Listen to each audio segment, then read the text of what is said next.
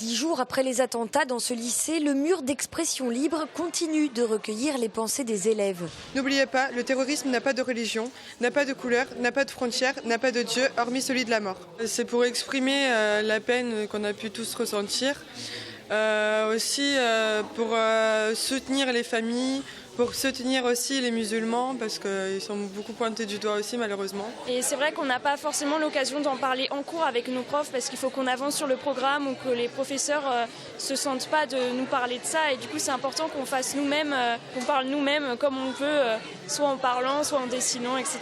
Pas toujours facile de trouver les mots ou même d'oser prendre la parole. C'est pour cette raison que les élèves du conseil de vie lycéenne ont mis ce mur à disposition, comme ils l'avaient déjà fait en janvier dernier lors des attentats de Charlie Hebdo.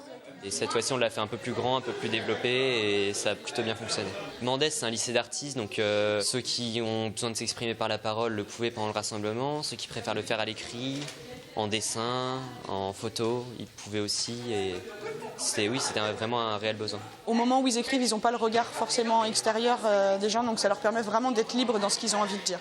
Pour cette professeure d'histoire, les témoignages sur ce mur illustrent parfaitement la maturité et le recul des élèves sur la complexité du monde dans lequel ils vivent, mais pas seulement.